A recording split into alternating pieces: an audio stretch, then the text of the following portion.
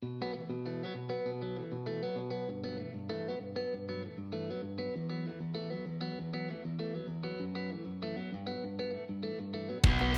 week on Streaming Star Wars with Emo and Fletzer, we're joined by award-winning visual effects editor Shannon Moran. We talk about your hopes and ours for Clone Wars Season 7 and decipher Bob Iger's comments about the future of Star Wars. Boring conversation anyway.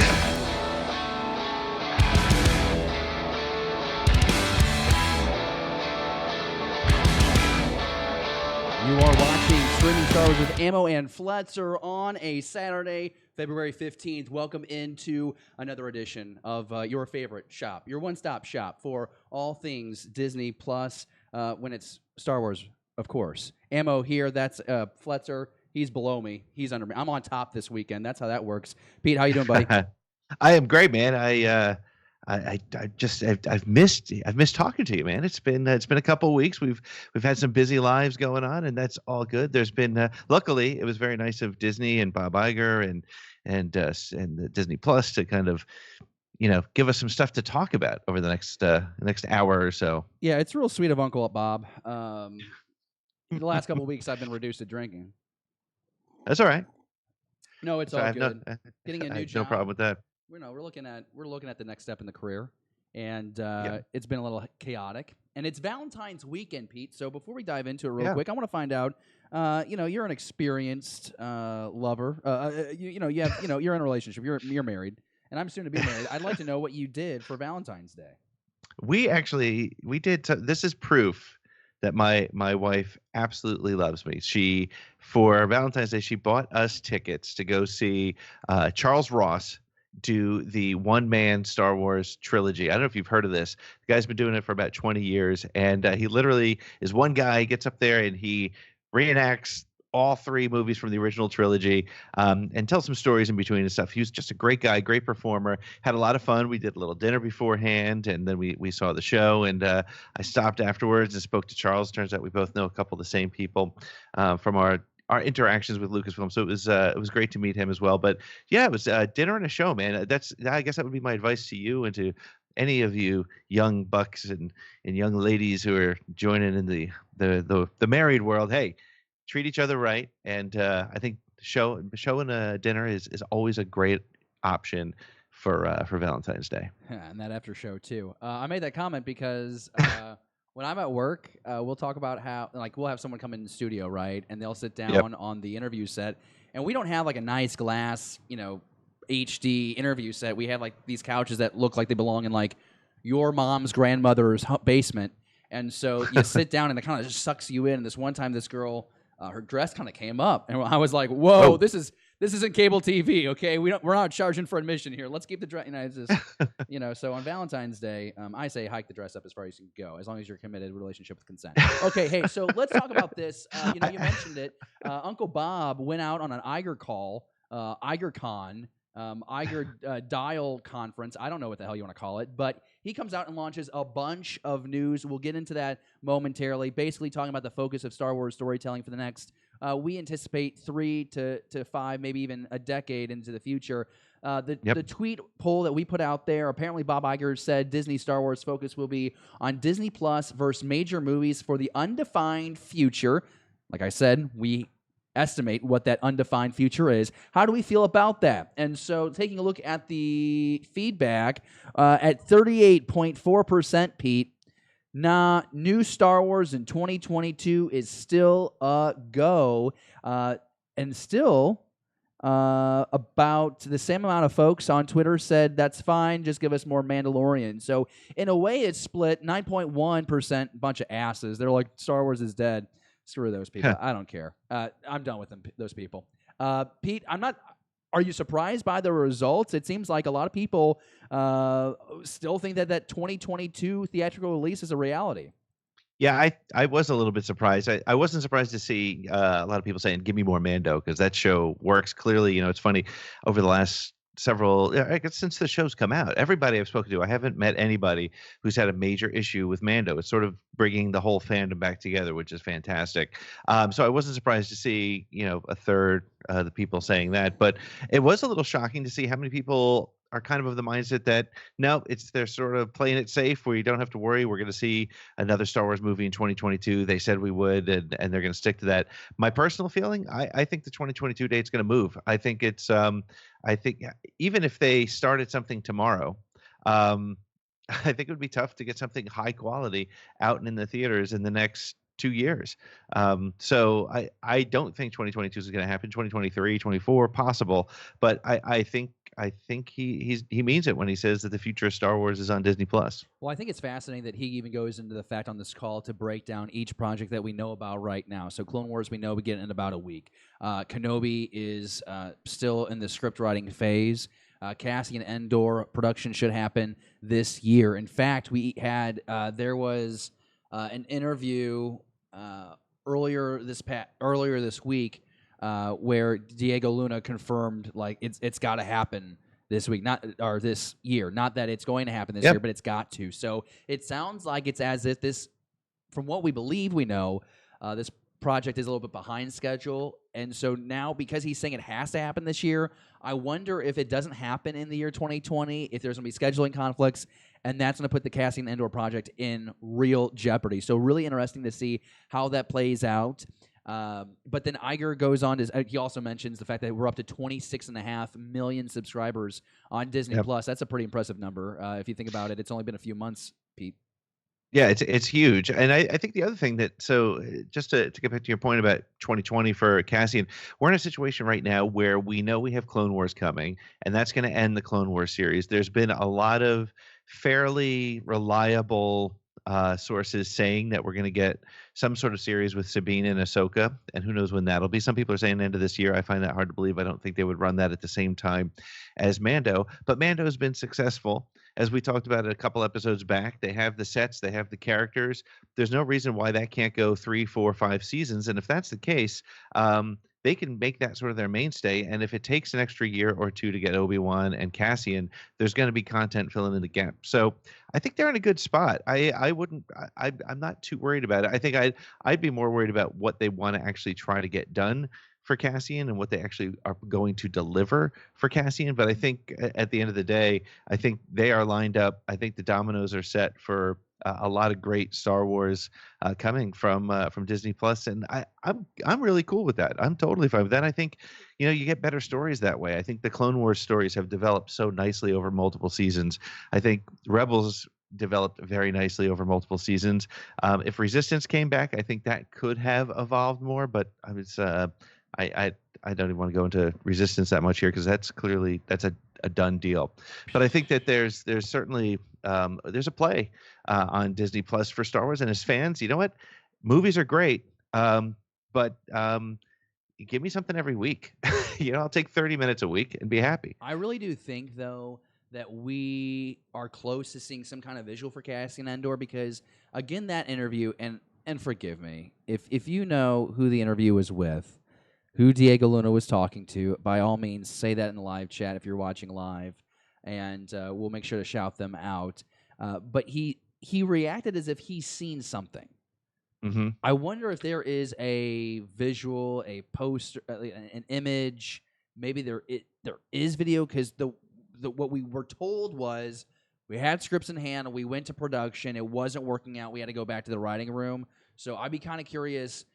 From what he's experienced so far, there's something visually that he thinks is really cool, and I'm really excited to find out about that. Now, going back to Bob, something that's pointed out here from Frammy here in the live chat, and I think this is something really valuable to talk about. The concern here is if we go towards a Disney Plus focus, which it's not that that's what Disney is going to do. Disney is devoting its attention to Disney Plus, I would say safely, for the next 5 years. And the concern is, well, Disney's going to miss those billion-dollar paydays from the movie. Yep. Well, we are going to, in time, learn qualitatively and quantitatively what a Disney Plus series does for Disney. Now, remember on the last episode, we came down and talked about how the fact that Disney Plus is already worth like a third of the revenue that Disney is generating as a company, which is astronomical. We're talking about in the billions, like $100+ billion. Okay, Yep. it's excessive, and it's only going to grow more. But if you have an 8-episode series, for example, like you have in The Mandalorian, and then you Mhm. know that it costs about $100 million to do that show, how are you ultimately going to decide, okay, this is the revenue, this is the profit that we're making from? I think in the long run, you're going to make. I think it's going to be a bigger payday for Disney because it's a more constant stream of dollars flowing in. We mentioned at the top of the episode, 26.5 million subscribers as of 2 weeks ago. So if you Yep. start thinking about at the base, they're paying $6.99 a week Yep. or a month for the service. You do the math. That's rolling in on a monthly basis. And that's also not factoring in, are these individuals, this 26.5 million number, is that constant? Is that what it was on that day? Does that factor in all the people that subscribed for Mandalorian, desubscribed, will subscribe back for the Clone Wars? I expect a jump with subscriptions in a week. I would expect a spike every time we know that we're getting Mandalorian to drop season 2 in October. I would expect a spike in subscriptions in that month as well. And what you're starting to see is, and especially once all this 20th Century Fox stuff wraps up, and you start seeing content that's still on Netflix finally come over to Disney Plus, is the catalog that is available to us as consumers on Disney Plus continues to grow, and there will be enough content there to keep you investing in the service in between these series. You're going to start seeing the Marvel series start popping up, and I think they're going to schedule those out to where you're going to have to keep the service year-round, or you're going to have to subscribe and unsubscribe every other month, Pete. Yeah, no, I think they've got it priced right so that it's not really worth unsubscribing. And I think that the other thing that I think there's two pieces to this, and I think the reason why I think Star Wars can survive in this format with the occasional billion-dollar payday is look at the merchandising that's come from Mandalorian, right? All of a sudden, and this isn't a major motion picture, but you're selling. They sold out of Mandalorian action figures. There's pops, there's Legos, there's everything that you want that you would have for a major motion picture. You're getting in a television from the television series. I think I've seen rumors of some more Clone Wars toys coming. So we're gonna see all the merchandise that comes from it. That's gonna play out. So I think you have that, and I think the other thing is the fact that special effects are getting much more manageable in cost. You're building new technology. We're going to talk about this with Shannon in just a minute, but you're building new technology that makes it so you don't have to be traveling to various locations. You're building sets that you can reuse. You're building on a different scale, and so yeah, Mandalorian costs $100 million per episode or whatever the crazy number was. 10 million. But 10 million. So episode. yeah, it was right. It was 100 million for the whole series. But so you ended up spending a lot of money. But I would imagine season 2 is going to be more efficient. I don't want to say cheaper, but I think it'll be more efficient.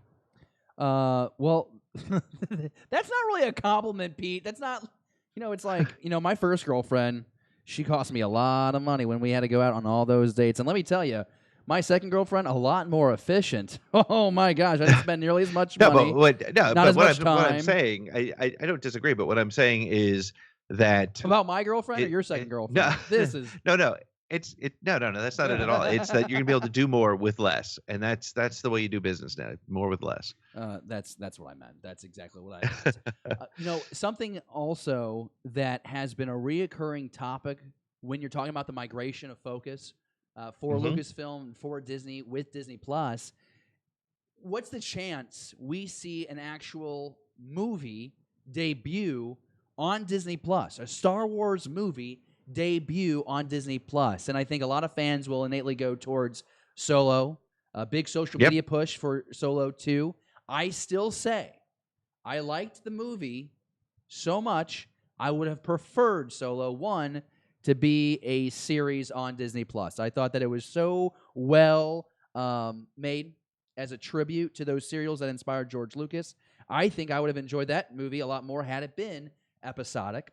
But when we talk about, okay, Bob, you say that the focus now for the undefined future is Disney Plus. I just would be intrigued at the marketing campaign to convince the movie-going audience that, okay, the next Star Wars movie is actually going to be on Disney Plus. That would be fascinating to watch because the viewer has been trained for so long to expect not just any movie, but Star Wars in that theatrical release. I wonder what that response would be, is if, okay, well, you're going to be able to watch this cinematic experience, this 2-hour, 2.5-hour movie on your 32-inch at home. The first time's going to be rough no matter what, but first, do you think we're closer to that happening? And how successful do you think the first try would be? Yeah, so I think the really interesting thing to me about Disney is these guys have it figured out. They are, it's so silly to just even say they are the leaders in entertainment. They get it, right? Which means that they've done a lot of research, a lot of analysis, a lot of market shaping, and a lot of sort of assessment to realize that the cinema experience is changing. I don't want to say dying, but it's changing. And so, hey, I wouldn't be surprised if we saw a movie trailer before a major picture while we're out in the theaters for something to see on Disney Plus. Look, two of the Best Picture award nominees, Marriage Story, and I think Marriage Story was at least Adam Driver was up for Best Actor, and the Irishman were Netflix series. So major motion pictures coming to your house is not. I don't think that's out of the question, and I think if anybody's going to break the mold as to how you promote that, I think it's going to be Disney. I think it's great that you brought up The Irishman, and I think it's great that you bring up Marriage Story. And I don't know which one of those films achieves more for this kind of transition to actually happen. I almost feel like Marriage Story was more transcendent in a way. I think what The Irishman shows is, my gosh, Scorsese pulled off an incredible feat, but the one complaint on it was 3.5 hours long, and unless you're a Scorsese fan, unless you're a De Niro fan or a mob movie kind of fan, you probably didn't sit through that, or at least for one straight sitting. And so I think that I wonder if how a Star Wars story is told would change. That's kind of why I always assumed that you wouldn't get a movie on Disney Plus, if I'm being completely honest with you, Pete, because I really thought that there was a focus on just this episodic presentation of Star Wars, which I really get into because I think that if you have someone who the attention span is shrinking for individuals, I think if it, a good story is a good story is a good story. And if it is compelling, people will sit there and through it. But I wonder if we start to see Star Wars movies go from like 2 hours, 20 minutes to like an hour 57.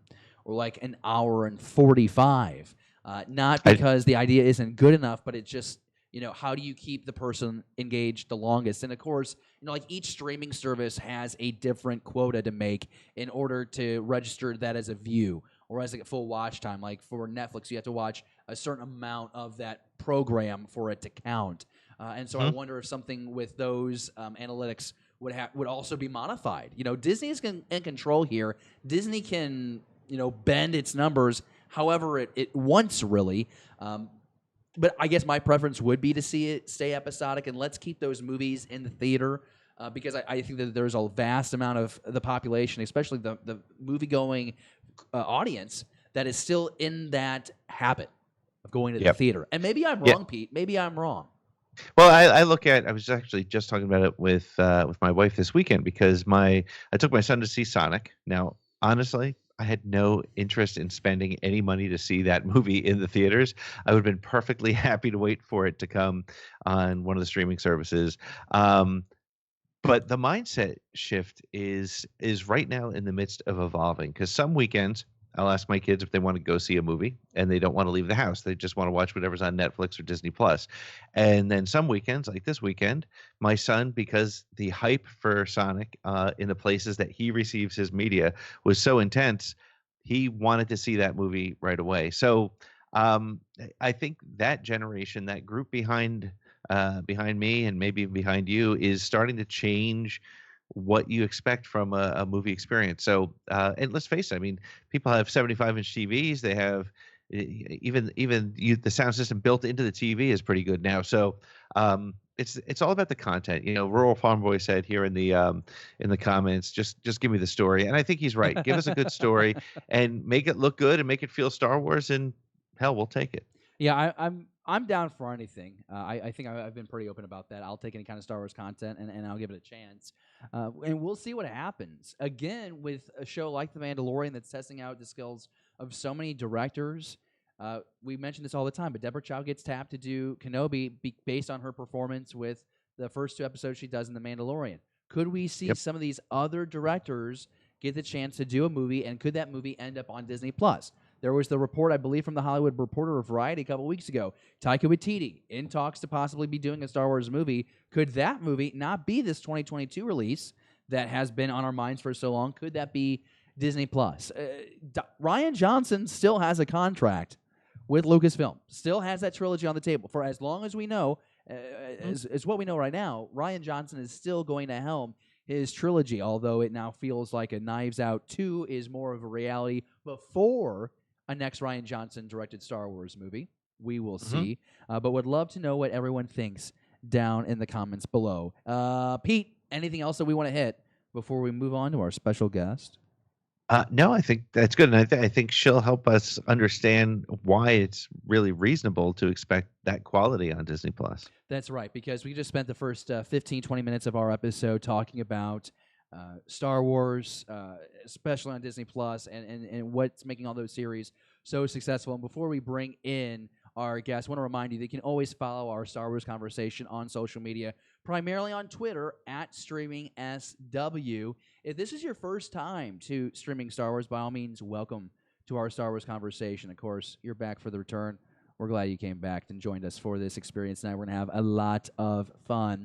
Want to remind you that, obviously you catch the live show here on the Beyond the Blast Doors YouTube channel, and then you can always catch the audio version, the podcast form, on the Around the Galaxy podcast stream. So anywhere you listen to podcasts, just search Around the Galaxy.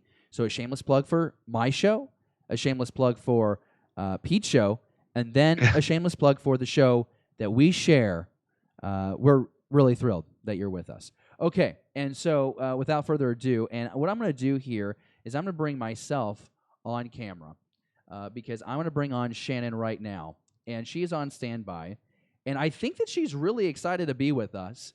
We were having a great conversation earlier. I asked her, I go, are you okay with profanity? And she was with it. So joining us now on Streaming Star Wars, we have Shannon Moran, who's a visual effects mastermind. She joins us. You might know her. Let's say you don't know her, which would be very embarrassing. You know her from her work on movies such as The Lion King with Jon Favreau. Let's bring her on, everybody. Wherever you are in the world right now, let's put your round of applause. Shannon Moran, let's go. Let's go. Let's give it up to her. Oh, yeah. Oh, yeah. Pete, come on. Golf clap. Here we go. This is great. I'm clapping. A round of applause. It's like Hook. You got to keep Tink alive. Come on, Tink. Stay alive, damn it. Oh, God, I remember that. It's like, It was a very traumatic Hi, moment. everyone. Shannon, Thank you for joining us. This is so awesome. I've been on your show. You've been on my show. We've been on Yes. everybody's show. This has been a lot of fun.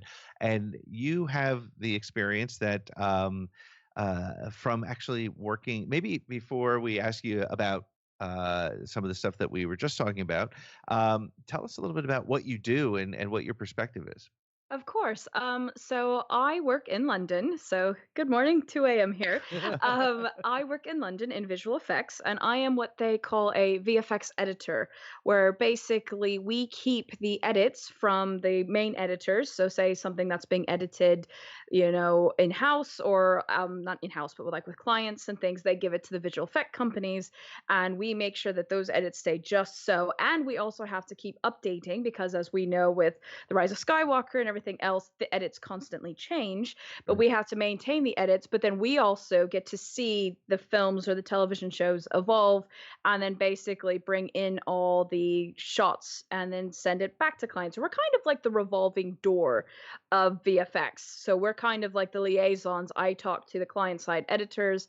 The other thing we do is we run what we call dailies or client sessions. And one of the things I had the pleasure of was running client sessions and daily sessions with Jon Favreau remotely. He was not in the room except twice, but remotely, talking about The Lion King, which I don't know if a lot of people know is while he was doing The Lion King, he was actually doing The Mandalorian in tandem at the very same time. So the morning would be our evening, his morning would be doing stuff for The Lion King, and then he's literally switching hats and then going into the noon to the evening time Mandalorian, and now learning about the visual effects from the Mandalorian compared to the Lion King. It's two completely different ways of thinking and things like that. So yeah, I'm just really looking forward to talking to about a lot of things, because some of the things we'll touch on I've actually kind of worked with as well and things. So yeah, I hope that kind of answered that question. And it did. I think it absolutely did. I think we're just all so excited for you to be with us here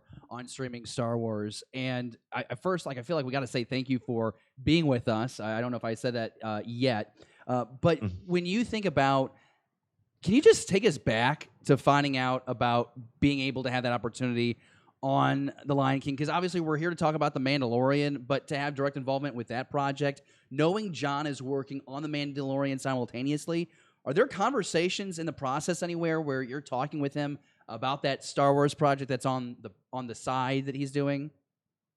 It's funny that you say that. Actually, I got on The Lion King by accident. What I was before then, when I worked with the Jungle Book, was I was the promotional editor. So I edited all the behind the scenes reels showing how the visual effects were done. And I remember my boss at the time was like, "Oh yeah, John has notes on your edit." I'm like, "John who?" He's like, "John Favreau." I was like, "Oh." Well, what happened was business has changed, things like that. My role got sent to LA, and they were going to let me go. And luckily, my HOD at the time was like, "Well, we're not losing Shannon." So they literally plucked me and put me into The Lion King. And so I just kind of had to take this role as a different position and things, which I had done briefly a couple years prior. That, if you know that famous Lipton's commercial with the Kermit the Frog drinking the tea, that was my commercial. So yes, yeah, 7 degrees here, but so actually it was complete on accident. But to answer your question, I would sit there every day going, "Come on, say something about the Mandalorian, say something." He never said a word. I think because he was on such a time restraint as well, because he literally had 3 hours to get through animation dailies and then comp dailies, that it was like, yeah, and plus, he knows people are listening, but so sadly, no, he never. The only time I knew something was up was we had a much earlier session, and we didn't have to stay late at night, and that's because he had to go attend the Solo premiere, because as we know, he also was Rio in Solo. So I was like, "Oh, okay, that's where he is," and things. And then he also, one time, it was like my second week on the show, and he was filming for Spider-Man Homecoming, and he just was like, "Hey, I'm in London. I'm just going to stop by the company I worked at." And we were literally bricking it, because we're like, "You mean he's coming here?" I mean, it was literally kind of like that scene in Star Wars where you're like, "The Emperor's coming here," but he's nothing like the Emperor. He is the most down to earth. He is genuinely the nicest person. He shook my hand. He made sure I had dinner, which is a big deal, because VFX editors is very much you're not to be seen or heard. You just make sure stuff gets done. I don't know if I can swear live, but you just make sure that it gets done. So he was really sweet. He made sure I had dinner, everything. But no, sadly, he did not disclose anything. The only time I knew there was one other time he was very grumpy, just once, and that was the day that the stuff had been stolen on set. And luckily, but nothing leaked.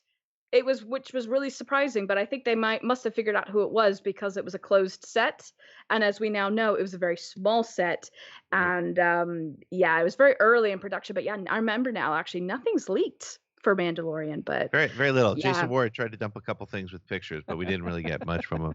So let's talk about that set, because it was a couple of weeks ago the story came out about this stagecraft thing, which is so I won't be able to describe it as well as you can, but I'd love to hear about it, because you also said some of that kind of technology was also being developed for Lion King at the same time, right?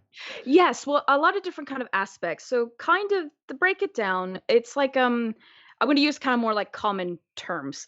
If I use too many industry terms, I have to explain what that means. But basically, projecting things is not nothing new. If you think about when you see things in the 1950s, where you have the cars, where you see the windows and things like that, but they always have to be at like a 90-degree angle or 180.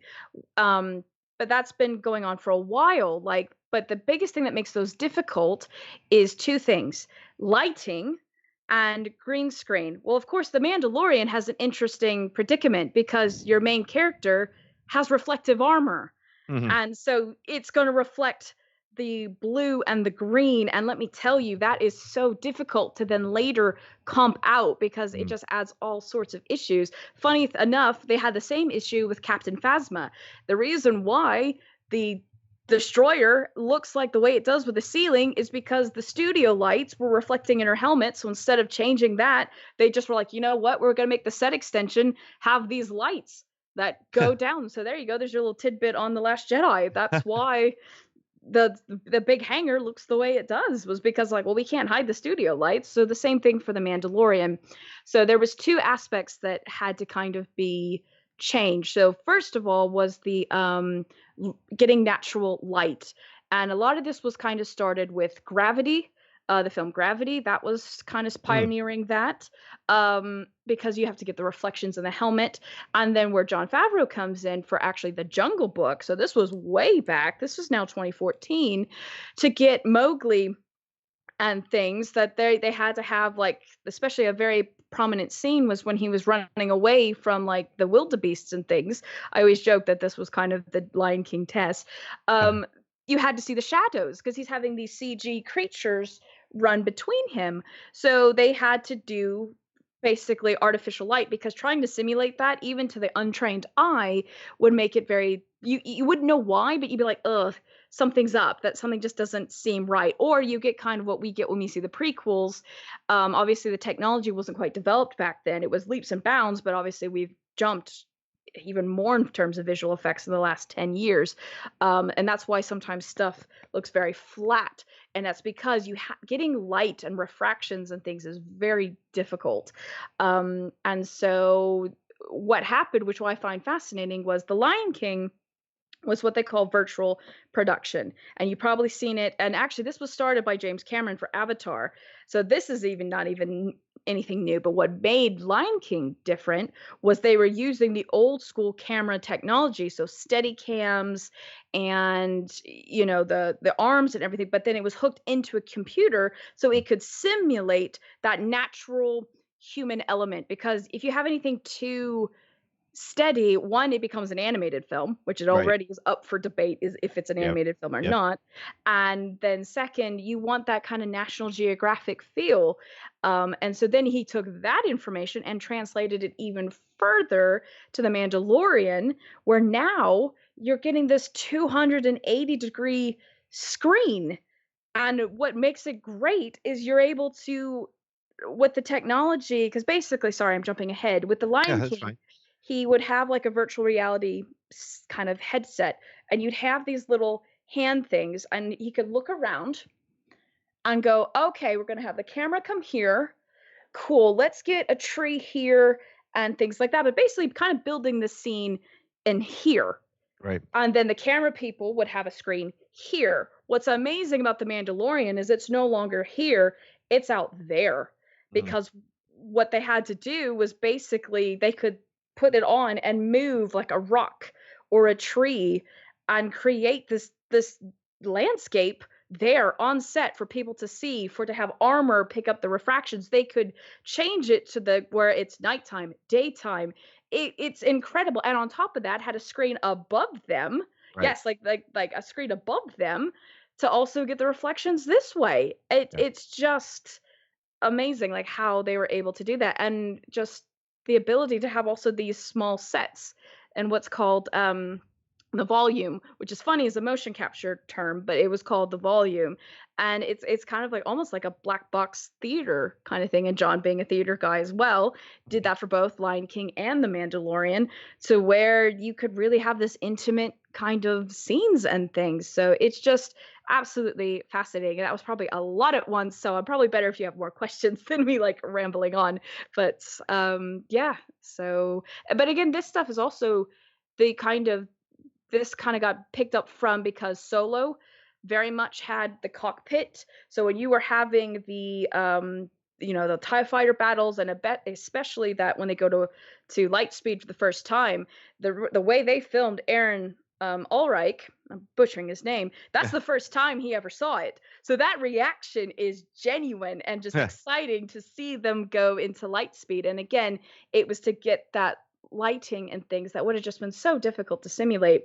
And they even did it on Murder on the Orient Express. And actually, that's my claim to fame. I had to spend 2 weeks looking through, oh God, I think 72 hours of 8K footage of New Zealand, picking out what the windows would be in Murder on the Orient Express. And actually, one of the things, it's not even a shot because it was just actual natural in camera. There's a scene in Murder on the Orient Express where the train comes out of the tunnel and there's a little light flare. And I was like, "Ooh, that's quite nice." And I only got to meet the lovely gentleman Kenneth Branagh, and he shook my hand, and no one knows who I am. They're just kind of like, "Oh, hi, yes, you're running the session, great, okay." But he's like, "Oh, I like that." I was like, "Yes," but So yeah, so that kind of stuff. It's kind of like he basically it's been around a while, but what John has just kind of pushed it to the next level. so yeah, so let's talk about that because I don't understand it, but you might. And I hope you do. Now that I'm going to ask you about it, but there's a number of sort of qualities and technology advancements from video games and virtual reality that go into making this screen work better than in the it's sort of a 50s Hitchcock film where they're running Correct. a film behind them, but they've made it so that they can swirl around that room and they can change angles and it's going to feel natural. How are they doing that? Yes, thank you. That's something I need to touch on. So what it is something called parallax. And parallax is something that when you are filming with a camera, that lens, depending on its sensor size and the lens shape, can decide how far something is. And that's how you can get your range of motion and your focus. Well, of course, if you're filming on a flat screen, even though it's kind of 270, 280 degrees, if you move, that image isn't going to go with you. So this is the amazing part. They've programmed it to where it will move in tandem with the camera. So you're able to basically simulate parallax and things. So you're able to get it. And yeah, with the Unreal Engine and things, then again, by being able to create these 3D kind of skies and, rocks and things like that, you're able to manipulate that parallax. And you can even kind of cheat it on the close-ups to go, okay, we'll make the depth of the field a bit more like this or that. So yeah, they were able to I'm sorry I wasn't able to find it, but there was a great video that was from Ari, I believe, kind of showing the details on how you could change this and all that. But yeah, it really is basically, here's your flat screen, here's your camera, and it's able to follow and just simulate parallax. And again, making it, I mean, it fooled me. Like, I didn't realize this until like seeing all of this. Like, I knew they were doing some visual effect. I had no idea it was this. And I mean, just looking at the behind the scenes photos now, I couldn't believe where he's fighting I don't know if we ever decided if they were Trandoshans or not. Yes, this one here, Yep.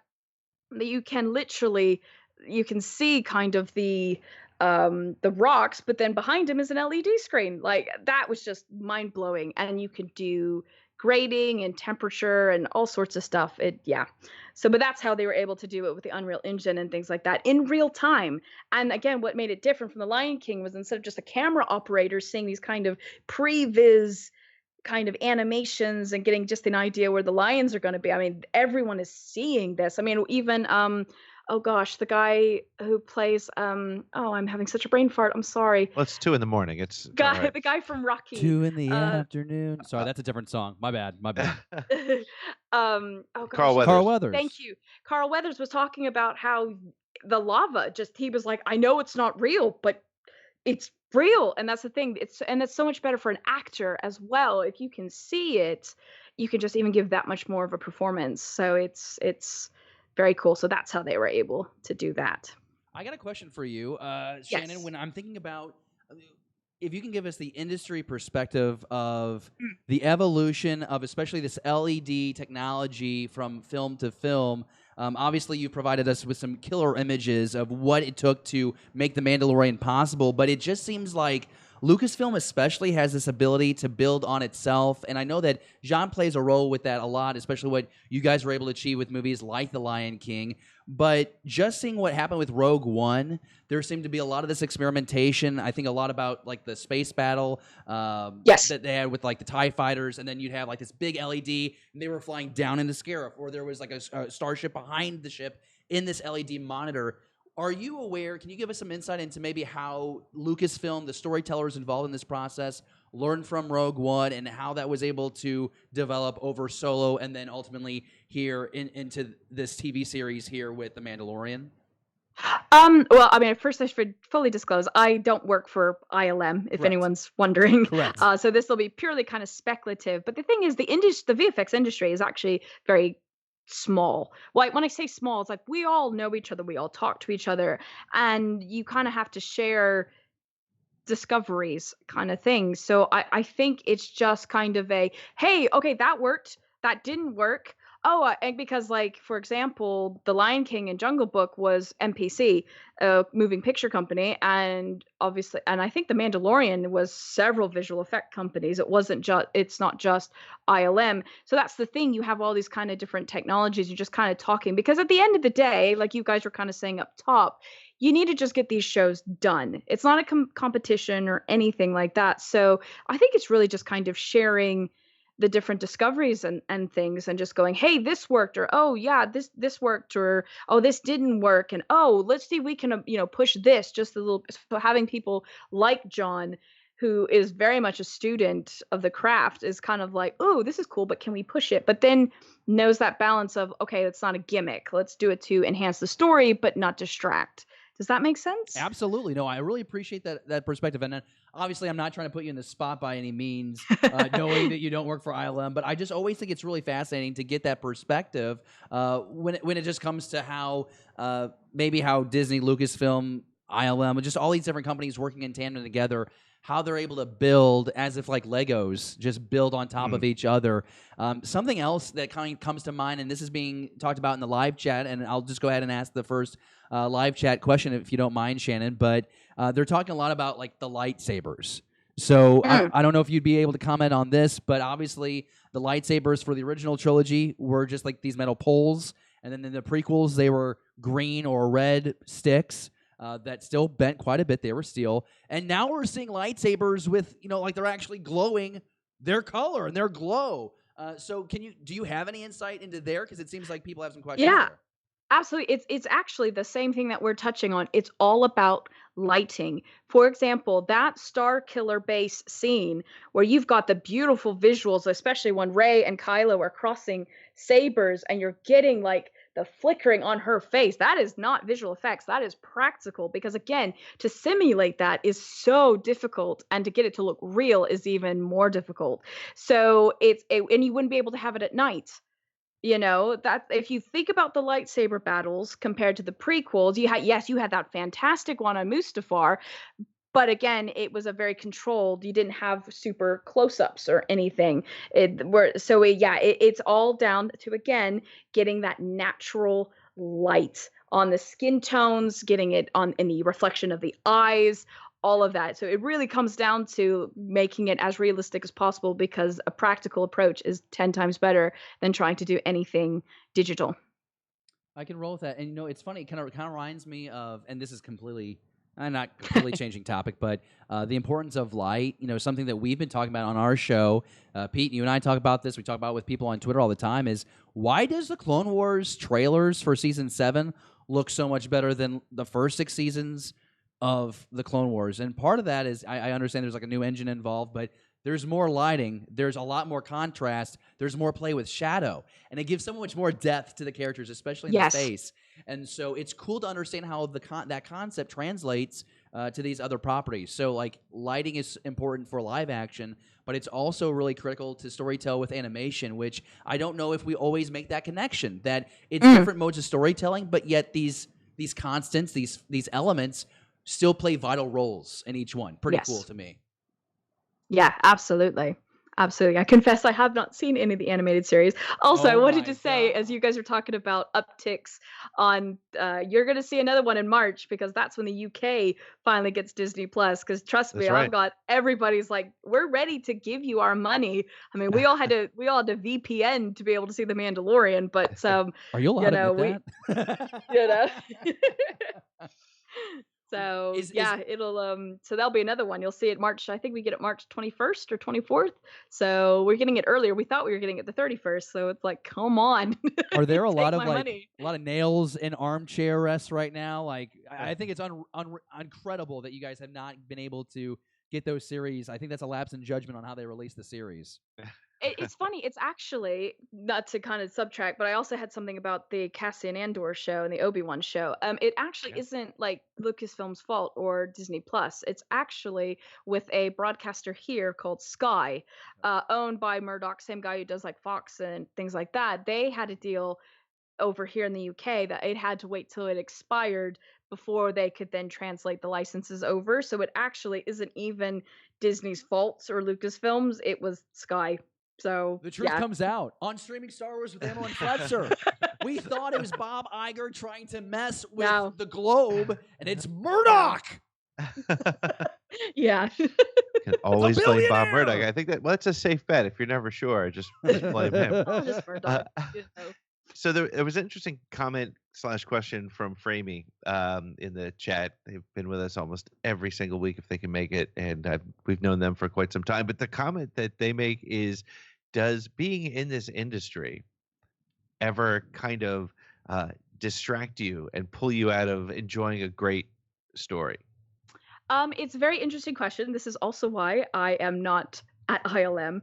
Was ILM opened in London when I was first getting into visual effects, and of course that is my end game and goal.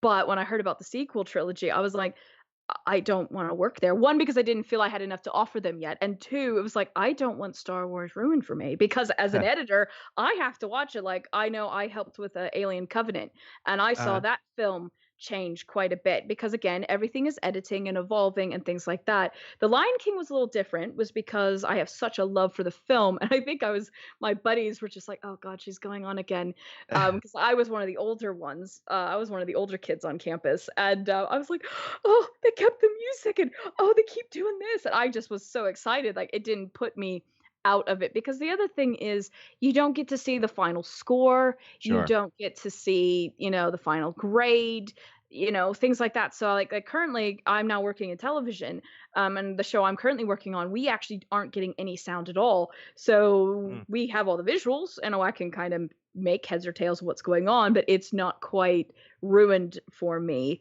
and things. And as the promotional editor, it was always exciting, and especially with like Dark Crystal and things, to see just the evolution of the shots progress. And yeah, I think that's just me, but I love it, just seeing it going from point A to point B. We're right now doing that with my current show, that we're like, oh, these shots that we thought looked rubbish 3-4 months ago, we're like, oh, this is actually looking all right now. You have to have faith in the process, because sometimes you're like, oh god, that's looking a bit bad. But yeah. What about when you see movies that you had nothing to like? I'll listen to music sometimes, and I'll be like, yeah, that was a punch, and that was a, I get pulled out of great songs sometimes just simply because I'll hear something, just because I'm sort of a musical snob. But if you are you ever watching something that you have nothing to do with and you're like, oh, I know how they did that, or oh, that was rushed, or that could have been better, or whatever? I think it's funny enough. The Irishman.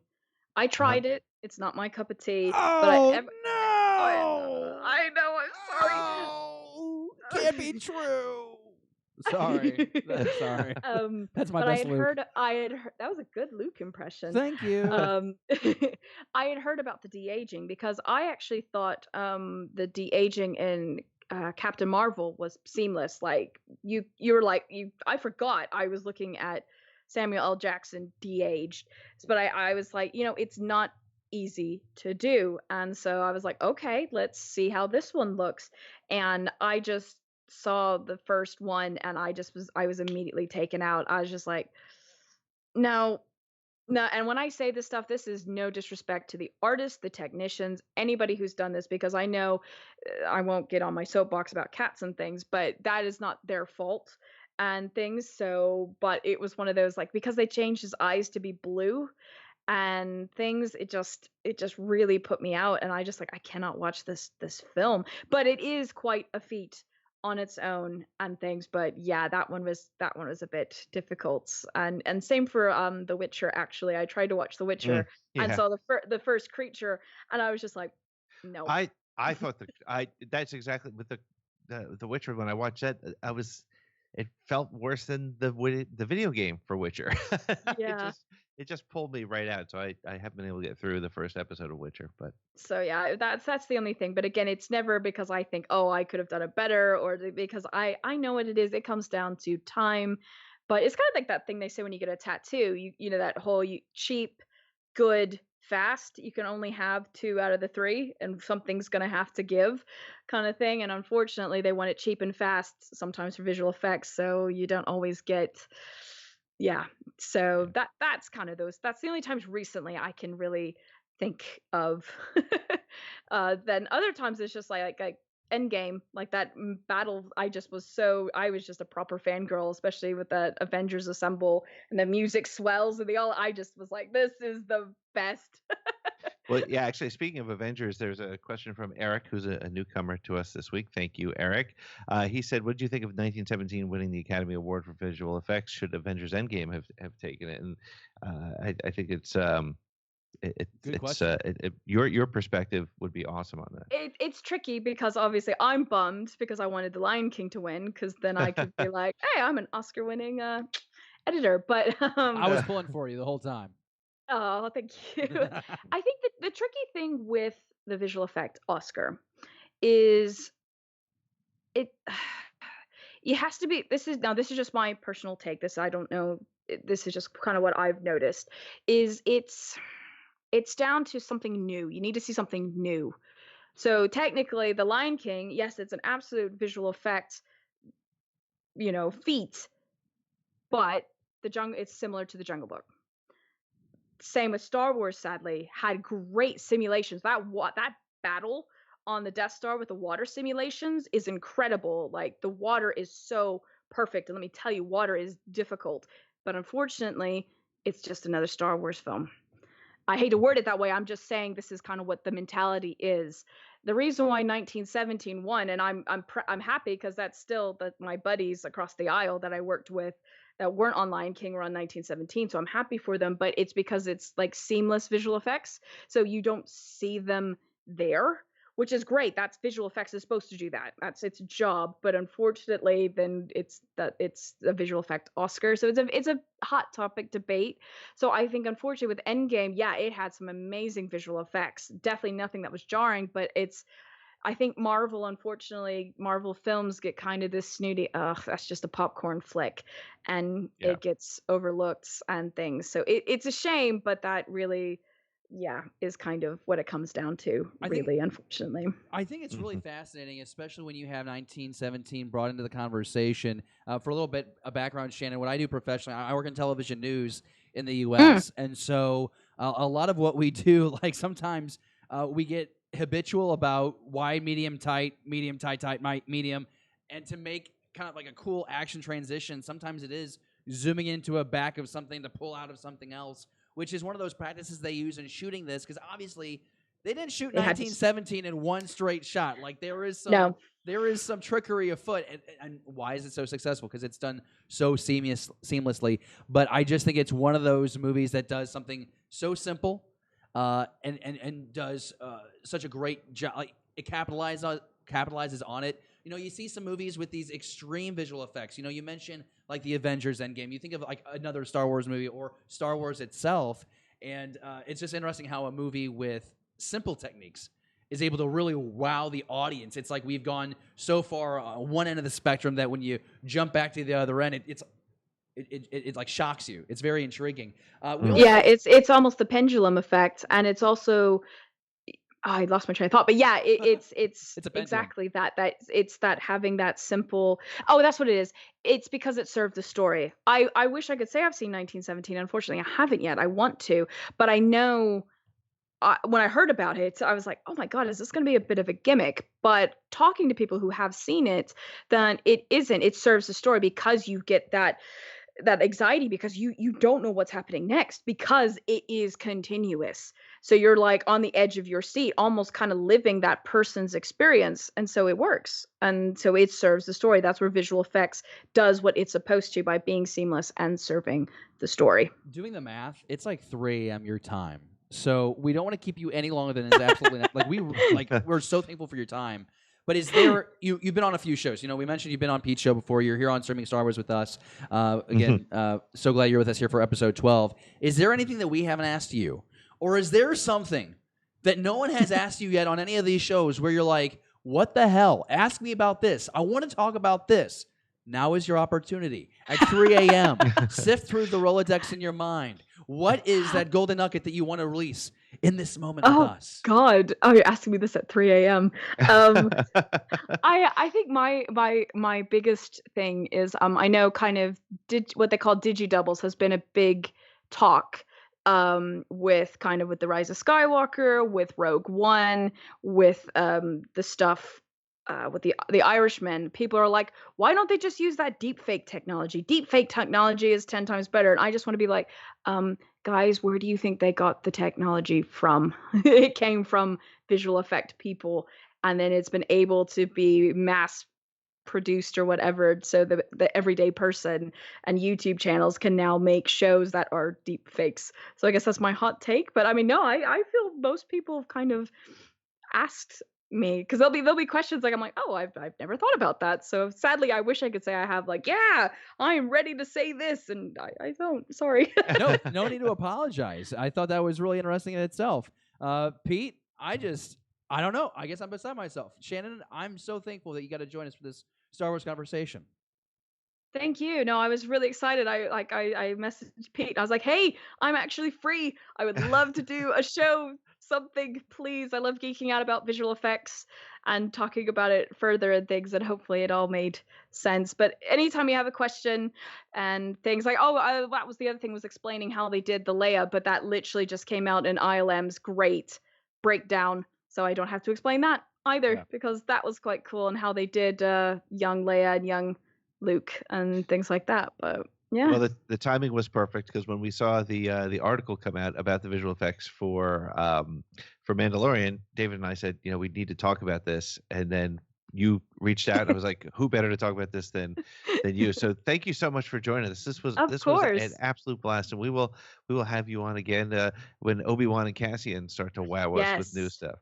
Absolutely. So, that was the other thing. Sorry, guys. That was the other thing. The reason why Obi-Wan and Cassian are delayed is because we're building a new studio.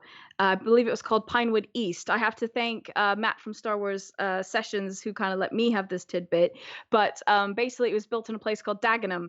And there were some planning issues and things that were kind of falling behind. So what happened was they had to move all the Disney Plus things to normal Pinewood and try to shuffle them in. So that's kind of what's happened. That's one of the things. And so it's a scheduling thing, but everything is definitely still happening. It's just kind of figuring out who can go what and where. And let me tell you, all the visual effect companies, we're sitting here ready going, okay, once you're done, we are ready to work. So yeah, anyway, sorry, that's it. No, you're wonderful. Shannon, before we let you go, where's the best place for people to stay in touch with you if they have any more questions? Yeah, I'm probably the most active on Twitter, and so you can find me at PCGE_podcast. And I do a podcast called Postcards from the Galaxy's Edge. I also on YouTube do live streams as well, kind of talking about Rebel Ramblings, and that you can find me at just my name, Shannon Moran, as it's kind of down there below, at YouTube and things like that. Wonderful. Shannon, I just want to say thank you again one more time for joining us here on Streaming Star Wars. Have a great rest of, it's 3 a.m. You're going to bed. Yeah, I'm going to bed. But thank you so much, gentlemen. Thank you. Thanks for joining us. Good night. My goodness, Streaming Star Wars here on a Saturday here on. Well, I guess that's a little redundant what I just said. I was talking about streaming Star Wars on a Saturday night. It's Ammo, it's Fletzer. We were just joined by the wonderful Shannon Moran. And my goodness, Pete, to give us what? A half hour, almost 40 minutes of her time just spoiled here on a Saturday night. It was fantastic, and it's I've always been a big fan of the behind the scenes stuff, and I'm just still blown away as to what they've been doing with Mandalorian, and to see the special effects evolution for television. It's really, I think that's really cool. So I'm excited, and I'm really glad she took the time to join us. So absolutely, and I think this transitions really well because we were talking about a moment ago about how skills and lessons learned from one property to the next kind of translate well from live action animation. Well, we're transitioning now to Clone Wars Season 7. The final season of Clone Wars drops in a week on Disney+. You can watch that season in the comfort of your own home. And we did a poll recently where we asked, which one of these characters are you most looking forward to in Clone Wars? 4,700 people voted, Pete. And what were the results? Well, so I don't know if it's surprising or not, but Ahsoka came in with a dominant 43%, followed by Obi-Wan, the GOAT. Many people call him the GOAT. And then Anakin and Maul came in at under 20%. I'm not surprised. And as Clone Wars has, as we've gotten Disney Plus, and I finally have gotten to sit and watch Clone Wars. I didn't really, honestly, I think I've said this on the show before. I was not that close to the Clone Wars when it was on in its first run. I tried to catch up with it on Netflix, but I've been watching Clone Wars by arc over the last couple of weeks, just reading about the Mandalorian arc or the Darksaber arc or whatever, and I've put them in and I've watched them in an hour and a half depending on the number of episodes, and that's been a great way to catch the story. And I now fully understand and am 100% a fan of Ahsoka. So I'm with that group that wants to see the Ahsoka story here, and I'm the trailers have put us in a spot where I'm a little bit, I don't know if confused is the word, but I'm excited to see what we're gonna see in this series. I think there's I don't even know where to start. So there's just, because it's they've shown some. We've gotten 2 trailers in the last 3 weeks. We got sort of the final trailer, and then we got a trailer that included the Bad Batch. So for those that have watched the series, they know that there's was a Clone Force 99 that is sort of defective troops with what was it, admirable qualities. Yes. And they seem to be playing a big role in this series. So I don't know where you want to start the conversation, but I'm just excited to see Clone Wars Season 7. I didn't think I would be, but boy, I cannot wait now. No, I think that this is what I've been asking for, I don't know, for a year and a half. I mean, ever since the series ended in 2012 or whatever it was, I wanted to see how the series ended, and I wanted to see the series end the way that David Filoni and team always envisioned. And we're finally going to get that opportunity. It'll be modified. Things have changed. I think of the novel Dark Disciple. I think of those renderings that they put on StarWars.com for the longest time. Here's unfinished episodes, and here's kind of where we were going. We know that there was going to be a Mother Talzin arc. That's not going to happen anymore. We know that through the Ahsoka novel, that Maul and Ahsoka had a great duel during the Siege of Mandalore. We're going to see that.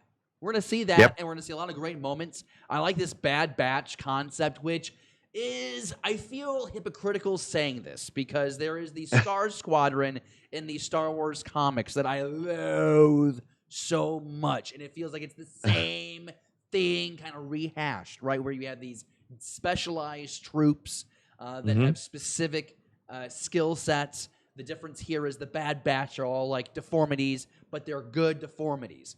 I'm excited to see how this plays out, but at the same time,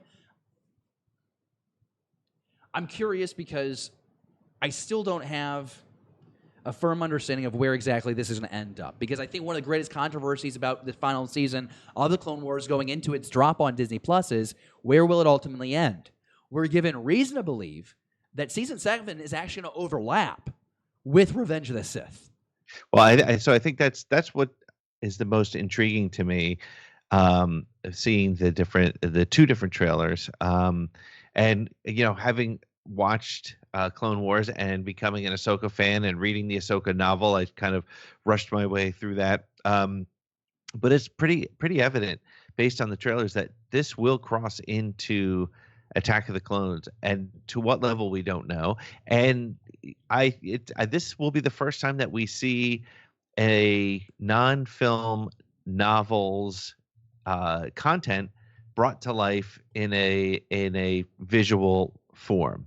I think I'm right about that. If I'm not, let me know in the chat. But I'm pretty certain that the battle on Mandalore between Maul and Ahsoka is the first thing that was started in a book that is now being seen on screen. And granted, it's animation, but this animation is so damn good it doesn't matter. It's just fantastic. So that's really interesting. And where the line gets crossed between Revenge of the Sith and this that's intriguing. Will it happen at the very end? Will it happen sometime in the middle? Will we see a lot of that crossover? I'm not sure. I would hope that. So the image that excites me the most, and I hope we get it to come up here in just a second. Obviously, you're seeing Maul there, and what we assume is it's not what we assume. I'm pretty sure this is part of the duel with Ahsoka, but the shot that I'm curious about that we've seen in this trailer is the one where it's Anakin talking to the hologram of Padme. Yes. And so I have reason to believe that this is like post that scene in Revenge of the Sith, because in Revenge of the Sith, he's just learning that she's pregnant. In this hologram, she is clearly pregnant. And this image on our screen right now is clearly not a pregnant Padme. This is Mace Windu and Obi-Wan about to whoop some ass. A bunch of battle droids. I'm excited about it. That's another thing I want to talk about, too, is the scale. But just to clarify, I really do think that we are going to end somewhere in between Utapau and Mustafar during Revenge of the Sith. And I think that we're going to get – I think that's really exciting, because it's also going to flesh out the fact that we're going to see what Ahsoka was alive during Revenge of the Sith. I think that's what we're going to get is we kind of already knew that, but we're going to see what she was doing. And I think it's going to make this a lot more cohesive. And this is why I like Clone Wars so much. It makes Anakin Skywalker, the character itself, so much more appealing. Yep. And now you're using Clone Wars with all this additional storytelling that we've gotten since the Clone Wars wrapped up. Now Dave Filoni gets to go in there, make some little tweaks, and it allows even more fluidity to come out of this because of Clone Wars. And I'm at the edge of my seat with great anticipation. A lot of focus is going to be on Maul. A lot of focus is going to be on Ahsoka. But I'm really excited to see if there's going to be some exploration of the Anakin-Padme relationship, and we have every reason to believe that. This is a game changer. This is a game changer. Yeah, it's interesting with trailers, right? Especially what we saw with even the Rebels trailers, was there was an expectation based on what we saw in the trailers as to the amount of content we'll get for certain things. I feel like Mike says, was it 12 episodes? So I think we're going to get a handful of things at the end. I think we'll end. I think that I imagine to wrap up this series, maybe the last episode takes place just after Order 66, and it starts with the Anakin and Padme sort of conversation about that we saw in the trailer. Because as we know, like you said, this will have to take place. We'll have to extend beyond the rescue of Palpatine from Grievous's ship. It's going to have to, because that's when he found out that she was pregnant. So sometime after that, we're going to see some content that's led into that. But I feel like that's going to happen at the end. I think they're going to build this up. I think the Bad Batch is going to play a pretty big role. And we saw in the trailer, we saw a little tiny Kanan. Will we see Cal Kestis? That would be cool, because we've seen Cal Kestis's issue with Order 66 in the video game. Spoiler alert. So there's a lot of things, and the question just becomes, when will Order 66 happen in the show? That's what I'm most curious about. I'm getting mesmerized not just by the words coming out of your mouth flowing so smoothly, but also by the visuals that we have complementing our conversation. There's a couple of images in this last teaser. It's about a minute long. Pete, I don't know if you noticed it, but there's a shot of a space battle, and it looks very reminiscent of that opening shot that we get of the Battle of Coruscant at the start of Revenge of the Sith. And so I think that Filoni and team really is trying to show us we're covering a vast amount of time here with these last 12 episodes. So I'm really excited about that. I mentioned, when we were talking with Shannon, I mentioned how excited I am about the development of technology just with the series. Like everything looks a little bit smoother. You can really tell with the hair of these characters. It looks a lot less edgy. It's still edgy. It still looks like clay, but at the same time, it looks smoother, and especially depth with these characters. And I mentioned the light and the shadow. I think I'm really excited to see how that enhances our experience. And I wanted to do a side-by-side comparison. I ran out of time, so my apologies for that. We can do that on next week's episode, because I fully anticipate next week's episode I'm able to come up here and I will show you, here is footage from Season 1, here is footage from Season 7, and oh my damn, does it not look better. But also just the attention to detail that we're going to get here with the storytelling. Ray Park is back to do mocap for the saber battle between Lady Tano and Darth Maul. And I'd like to get your perspective on that. Where's your excitement level to see? We've been jumping all around this timeline with, last time we saw Maul, he was Maul. Now he's back to Darth. We're pre A New Hope. What's your excitement level right now for this great duel?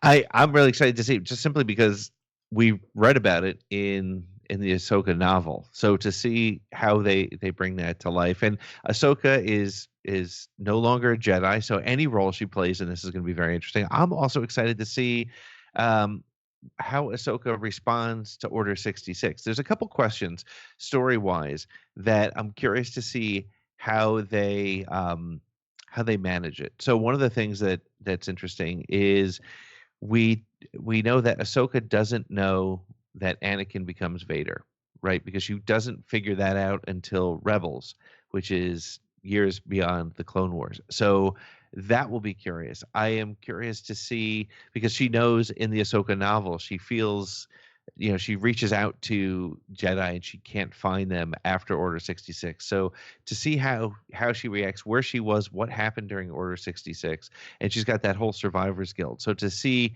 how that's reflected, I'd also like to see how, I think we'll see Rex probably have to remove his chip, right? Because at some point, if she's with him and Order 66 is called and she doesn't get killed, that we have to see how that happened. So like I said, there's a lot of sort of gaps that we've all sort of filled in our heads that we'll see come to life here. I'm very excited to see that.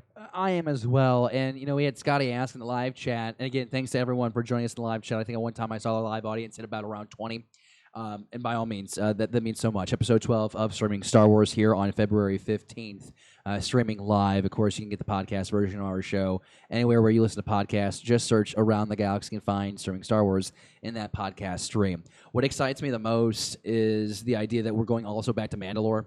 We've spent so much time talking about this culture, not just one Mandalorian warrior, the culture, exacerbated by the Mandalorian series, and you're starting to see how the Mandalorians continued post Return of the Jedi, but the secrecy that the Mandalorians had to live in, maybe as much as since the Siege. Which is what we anticipate seeing here with the final season of Clone Wars. And so, Scotty asks, what's the likelihood that we get some Mandalorian tie-ins? It would be interesting if we did somehow see maybe in the background, what if we saw a Super Destroyer droid walking through a village and peels open the doors of a bunker of some sort, and Mandalorian would fly down and blow it up. We know that those troopers, those aren't just Mandalorian warriors. Those are Death Watch troopers, Death Watch Mandalorian warriors that come in there and save our Mandalorian warrior from this Disney Plus series. And so I think that, I don't know if it would be so obvious, like front and center, Pete, but I Right. could see something happening in the background. What do you anticipate as far as a Mandalorian tie-in? I don't think we're going to get Baby Yoda prancing around as No. a 12-year-old. No, but I definitely think that we will see. They'll use this opportunity to educate us about Mandalorian culture a little bit more. Show what happened there. But if I'm not mistaken, the what is it, the Thousand Tears or whatever they called it in Mandalorian, that was under Empire reign. So it's sometime after the Clone Wars. But to see Death Watch in action and understand them a little bit more will be important to how we look at the Mandalorian moving forward. You know what's really interesting, and I just saw this in the live chat. This is a great question. I think we need to absolutely talk about it right now. This is a great question, and I think it's going to get people fired up. So let's talk about this. Okay. Season 7 of the Clone Wars, okay? Yeah. The Emperor is still plotting his grand plan. You know, he's going to seduce young Skywalker and make him join his side. That was a terrible Palpatine, and I apologize. That was a really bad. I Palpatine. tried. You know what? You and your father. Now you see that sounds like crap. I got phlegm in my throat. It sounds like ass. But this idea is, will we see? And I think this is like an extreme, but it would be interesting if it's alluded to. What if Palpatine? The question is, are we going to see Palpatine shipping like raw supplies to Exegol to build his surprise Sith army or whatnot? But what if we saw that plan, a hint to that plan? I think that'd be really interesting because I still say this. I think one of the greatest one of the greatest distractions in Star Wars storytelling in the last several years is Operation Cinder, and this plan that Palpatine had to roll out, and it was basically this plan that would put the remnants of his empire into shambles and allow itself to consume itself, and it would just fall apart, and that would just be so that structure would fall apart, and then when the time came, Palpatine would make his return with this grand army. Are we going to see a supply run to Exegol, Pete? That seems like a yes or no question. Let me try that again. Why should we or should we not see a supply run, like a original Battlegrounds Age of Empires 2 engine cargo run towards Exegol? I just don't know what the why I think we may get we now know that they can work with a different sort of canvas as it relates to telling the Emperor's story. But I think it may be too early because he had no reason to believe he wasn't going to be successful long term at this point. He was still building that master plan. So I'd be surprised to see some Exegol stuff. I think the question from Eric was actually quite funny as well. But I think I don't know that we may see Exegol. I think that would be cool to see Exegol to kind of make that connection. But I wouldn't expect to see it there. I think you're probably right. I just wanted to hype that up. I thought it was a really good question, though. It's this thing that we battle as fans that are really invested in Star Wars, and you hear me talk about it quite a bit.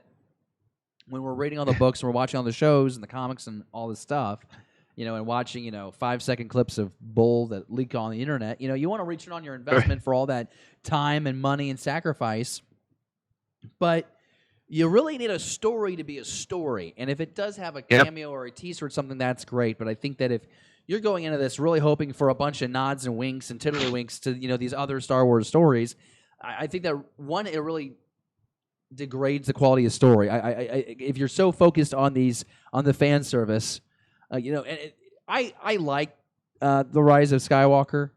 I think it's a fine movie, but some of the complaints that some people have is the fact that it spends so much time, trying to please the fan. I've never heard of a director making a movie not to please a fan. That's all I'm saying.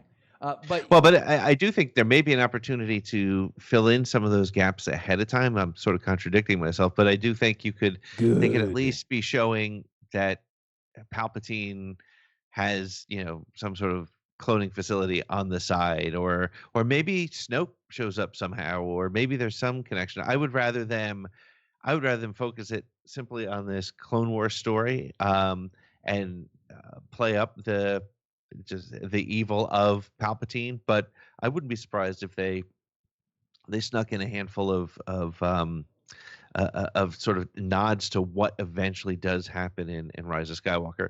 Keeping in mind though that from what we know, if Clone Wars has been done for a while, like finished story, it takes longer to animate and that sort of thing. And we also know that Rise of Skywalker had a whole bunch of last minute edits and changes and story tweaks. It'd be hard to make that direct connection. So I don't think you're wrong, but I don't think you're wrong. I do agree with you. And my point, maybe it got muddled. My point is that I want the Clone Wars to focus on Clone Wars, and if there's these little things like how we saw a very young Kanan give us a Jarrus, nod. Yep. I think that's wonderful, and that's Yep. all that's needed. I don't really need it to connect to the larger thing. I think that would be interesting. I think seeing that fleshed out would be cool, but also, you can't please everyone. Then someone's going to say, oh, that's backtracking because you didn't show how the Emperor acquired all this stuff at the beginning of The Rise of Skywalker. There's no pleasing anyone, but I am truly excited for this. I see this image here that was just on her screen of Ahsoka with the dual. She has the 2 blue sabers. That's the background of my computer now. I'm really just thrilled to see what these final 12 episodes bring. I think it's going to be a lot of action. There's not time to do these the usual Dave Filoni. Here's your first episode. Here's a tangent episode. Here's droids in space. Here's space whales. Here's space jellyfish. Ejecting into hyperspace, and then okay, here we are in the meat and potatoes of the story. Like, every episode has to really hit. Every episode has to really have a purpose. I'm glad you said that, because I think that's one thing to keep in mind. 12 episodes is not that long. It's not a ton of time, and they have a lot to cover. And unless these episodes are going to be 45 minutes to an hour, which I'm pretty sure we're fairly confident they're going to be the 22-minute length, it's going to be tough to do more than just get the rest of the story finished. I really want to see. I just keep thinking of the things that I want to see. I really want to see. I want to hear Sam Witwer do Palpatine again. I think that's a foregone conclusion, but I want to hear Witwer do Palpatine again. I'm really excited to hearing James Arnold Taylor back as Obi-Wan Kenobi, and I think that we're going to see a lot of emotional expansion with Kenobi. I think that there's going to be a lot of turmoil with that character because we're going back to Mandalore. Satina's dead. You're seeing Maul return, the the creature that killed Qui-Gon Jinn. So I look forward to the emotional elements, the struggles internally that Kenobi's dealing with. And then you have this whole thing with Anakin, knowing that we get some Anakin Padme, knowing that we're going to be into Revenge of the Sith timeline with this series. Yep. I'm really excited to see, the overlap there. And again, I'm saying Utapau, that's an assumption on my part. Total assumption on my part. That's where we're going in the movie. It's got to be after the Battle of Coruscant because of Padme being pregnant in that hologram. But the overlap there of Anakin, Padme, Ahsoka, Kenobi, Maul. Yep. Knowing that if you go back and rewatch The Revenge of the Sith and Maul is actually dueling Ahsoka Tano at the scene where the Jedi Order tells Anakin that he has to go and spy on the Chancellor. Yep. Yeah. It really changes your perspective, Pete. Yep. Well, I think there's an opportunity to show, one of the things that became clear to me, and again, not having watched the shows when they were fresh and going back and watching them, you realize the role of Ahsoka's banishment, the role that plays in crushing Anakin and pushing him away from the Jedi Order. So if you take that and then you actually kind of show it happen in some of that post Revenge of the Sith beginning timing, I mean, that would be just great. And what's really interesting about this, and the way it struck me, and I'd love to hear how people in the chat feel about this, but at the end of the day, Clone Wars really makes Revenge of the Sith and Attack of the Clones very small movies. And what I mean by that is Last Jedi, I think, as a film was differently effective because it focused very tightly on 2 or 3 characters, and the galactic implications felt distant. And while Revenge of the Sith really tries to bring and does a good job of bringing some of the galactic implication to light, if you take that and you place that, you lay that on top of the 7 seasons of Clone Wars, it really becomes purely Anakin, Padme, and Kenobi's story, told on its own, separate from this 7 seasons of Clone Wars that built the entire relationship. So I think this series could change the prequels forever. This season, rather, could change the prequels forever. Could change the way you look at the connection between Attack of the Clones and Revenge of the Sith. Could change the way you take everybody's favorite. I'd say that very broadly, but a lot of people's favorite prequel could make it even better. So I'm excited to see where the line will cross, how far we'll see into Revenge of the Sith. Again, my call, if I was being asked to put a wager on it, I would say that we only cross Revenge of the Sith in the last episode of these 12, and it sort of wraps things up. But hell, if it happens early, that would be fantastic. I'm with you, and what I did while you were talking, I pulled up some information because I wanted to clarify. The dark saber, because so in the live chat people are asking about where is this thing going to pop up at in the season 7 of Clone Wars, and something that I mentioned earlier, I was talking about how the plan for season 7 kind of changed a bit because you had the show canceled, and so they went off and told stories in book, in comic, and in these different avenues. One thing I didn't mention was the Son of Dathomir comic series, which you see General Grievous bring forces to Dathomir, and not Dathomir. I apologize. Bring them to the planet with Mother Talzin. Was that Zanbar? I believe it is. And I could have that wrong. The live chat will tell me. Sure. The live chat will always tell me where I'm actually trying to talk about. But the idea that Maul loses the dark saber when he's fighting Sidious on Mandalore. Sidious defeats him on Mandalore. Maul regains the dark saber there on Mandalore, runs to go Mother Talzin. Okay, so then General Grievous and the Separatists attack Mother Talzin and the Night Sisters. And there, you see in the comics that Maul battles there with the darksaber. I'm fine with it reappearing. I almost feel like it has to. Of course, Maul shows Ezra the darksaber on Dathomir in Rebels. I'm trying to go. I keep going through of how that's all going to work out, because at one time, Maul faces Sidious, but also faces Dooku. There's a big fight there, and so you'd have to jump through a couple of hoops to really make sure that you're not breaking with the canon. But I think it almost has to happen, because again, it's Maul trying to create his underworld of criminals, and he still is the rightful owner.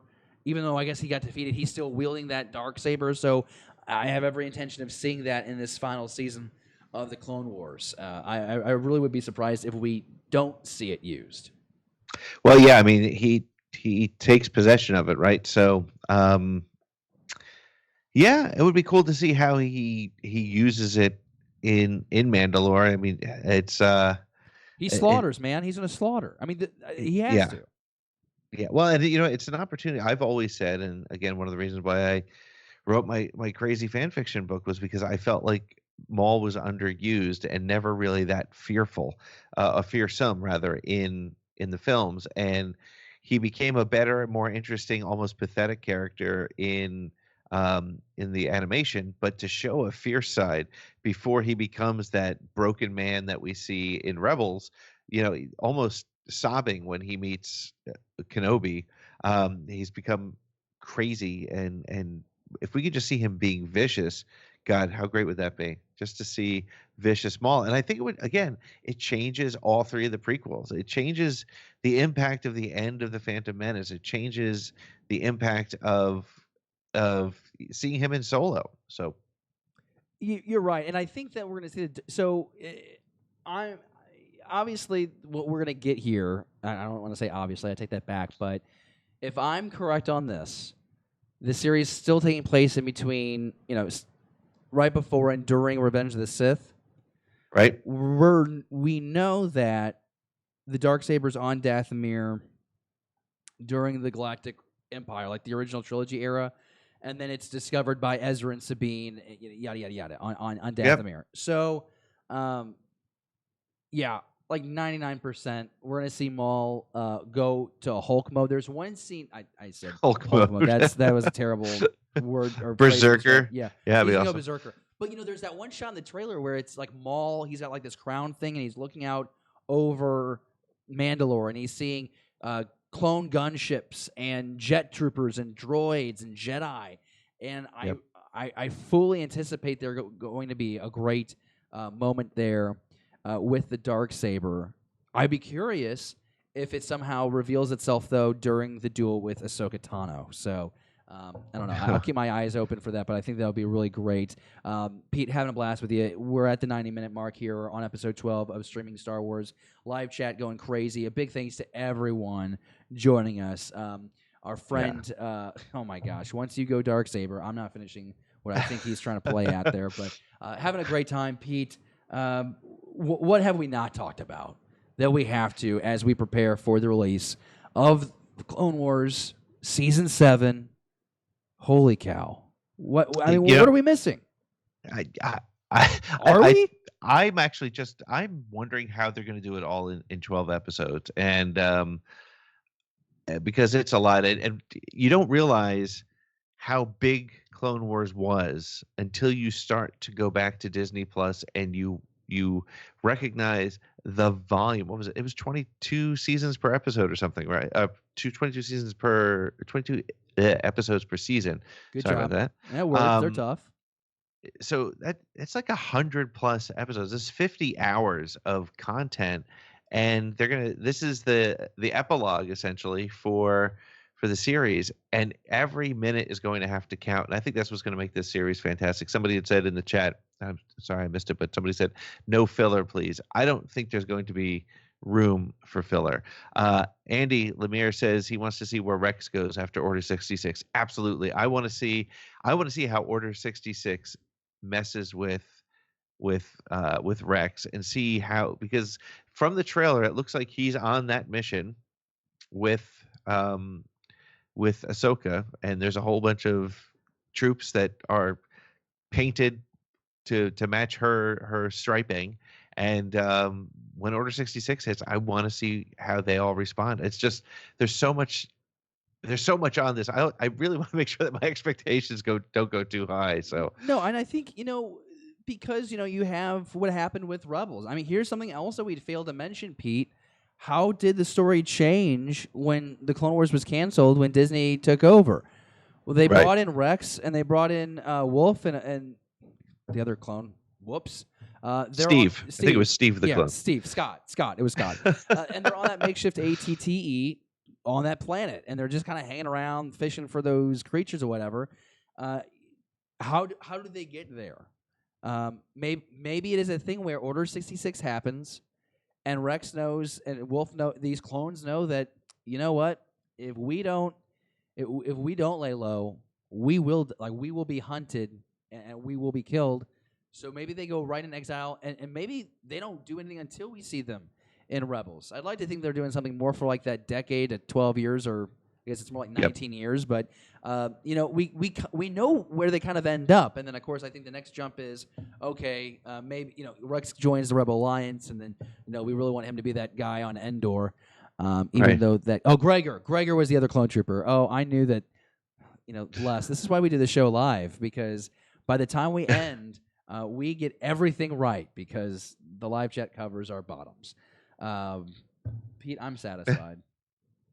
Yeah, I'm good. I just, so I'm looking forward to next week, because much like we did for Mandalorian, we will be bringing the show and focusing it every week on a review of and commentary about the episode. So, this is what Streaming Star Wars is all about. This is your place to talk about everything happening on Disney Plus as it relates to Star Wars. It's our opportunity to watch it, and then look, if you guys, and I think most of the people in the chat, most of the people who follow us are like us. After you watch that, you want to talk about it with somebody, and we are here for that. And so I'm excited to start the Clone Wars watch. Yeah, I'm right there with you. I'm really excited about it. It's funny that you mentioned the whole gauging your expectations I'm hoping for everything in the kitchen sink. Literally, there was a kitchen sink in that opening sequence there for Revenge of the Sith. You listen to the commentary, and there's that first explosion from that ship, and there's a piece of debris Right. that flies in the capital ship. That is a sink that Lucas had put into the damn movie. So I want everything plus the kitchen sink in We'll the get it. series. I think it's going to be great. And want to say thank you again for joining us for episode 12 of Streaming Star Wars with Ammo and Fletzer. I'm Ammo, he's Fletzer. And in case you forgot, we're going to remind you again, here's the way that you can always follow us, our Star Wars conversation at Streaming SW on the Twitter. You can watch the live show on YouTube, and you can, of course, listen to our podcast. Anywhere where you listen to podcasts, just search Around the Galaxy. You'll find Streaming Star Wars there in those locations. Pete, where's the best place for people to follow you and all your happenings? You can follow me on Twitter at ATGcast or at FletzerPete, but ATGcast is where I spend most of my time. And we'll have a new episode next Tuesday, as we always do, on Around the Galaxy, getting our interviews lined up again. We're back to that schedule, so hopefully you'll enjoy it. And if you're still feeling a little bit romantic, Andy and Becca Benjamin joined me for another episode of Metachlorians. We talked about the role of romance in Star Wars, where we did talk about Clone Wars, and we talked about the film. So go check that episode out. We just dropped it on Valentine's Day. It was a lot of fun. Metachlorians. The logo looks a lot like our logo, but it's not the same show. We promise. It doesn't look like our logo at all. The branding confusion. Oh, it's Fletzer and whatever it is. It's like the same, like the thing. It's the same concept. But that's It's my fine. name, dude. It's Oh gonna my happen. gosh. I'm not picking a fight with you. I'm just saying it's a different show. It is a different show. Everyone's being so kind in the live chat. We really appreciate you joining us because the show isn't fun unless you're here to make this conversation actually happen. So thanks for giving us about an hour and a half of your time tonight. It has been a real treat. Keep an eye open here in the next couple of days. We're going to be posting a couple of extra things as we get excited for the drop of the final season of Clone Wars. Tomorrow, there is a chance that Beyond the Blast Doors will go live in the morning. It must happen. The 5 things that I have to see in the return of the Clone Wars Season 7, the finale. I will be sure to update you on that on Twitter as well. But honest to God, it just depends on what time I have to go into work. If not, I'll make it happen during the week because, damn it, I love the Clone Wars, and I'm glad it's back. Okay, that's it. That's the show. We'll see you soon. Bye. I clicked the wrong thing. Pete. It happened. I clicked the Clone Wars Season 7 slideshow full. Here's the image with Ahsoka again. And she's beautiful. And some people think she's too beautiful. Like, it's kind of creepy. Some guys got it. It's cartoon, by all means. There's Rex. Hope he doesn't die. We know he doesn't die. Okay, now we're done. Actually, we could keep going right now because right now the music is so soft right now. We can just be talking as the music bed continues to pick up. And then eventually it's going to get so loud that